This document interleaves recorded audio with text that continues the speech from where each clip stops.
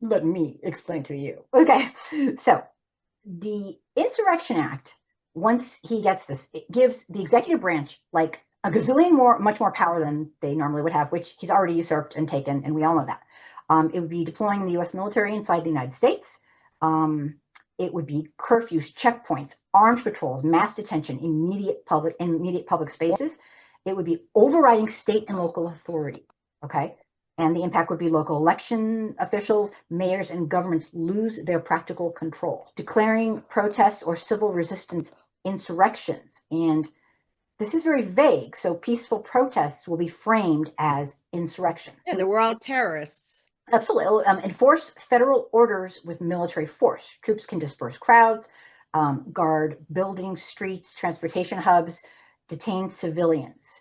This is why the Second Amendment was there, to be Yeah. totally honest. And how voting can be suppressed through the Insurrection Act is through fear and intimidation, checkpoints, IDs, armed troops, curfews and restrictions, targeted reinforcement, normalizing the rule of emergencies. And why people are alarmed now, not because the Insurrection Act alone ends the voting, but because it is often the first move in the authoritarian playbook worldwide. It creates control of the streets, control of the movement, and total control of people's fear.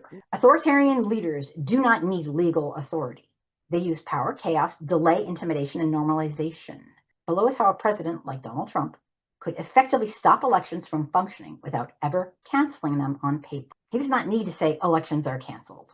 The only thing he needs to do is make them impossible, unsafe, illegitimate, delayed, and unenforceable. And that's how democracy dies.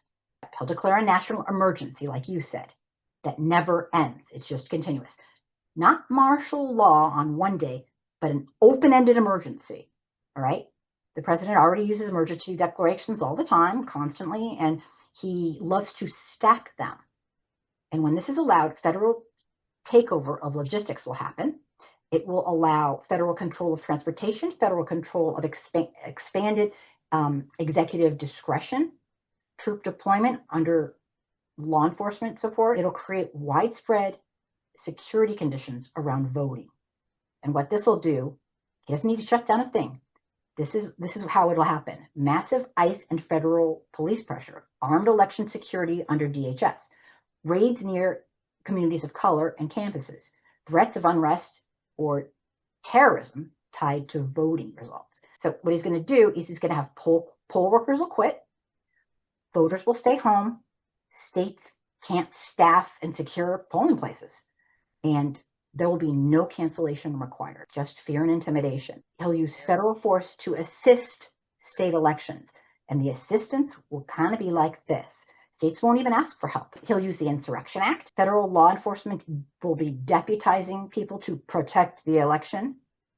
It'll look like armed agents inside polling locations, voters being questioned, IDs being scrutinized aggressively, crowd control, and legal gray areas. He won't have to cancel a thing. He'll essentially sabotage the election infrastructure. He will force chaos and then claim the results are invalid.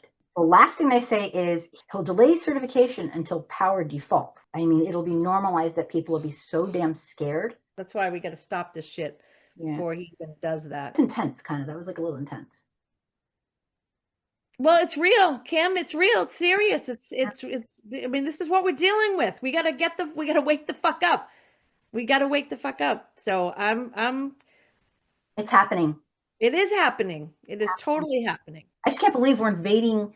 Holy shit.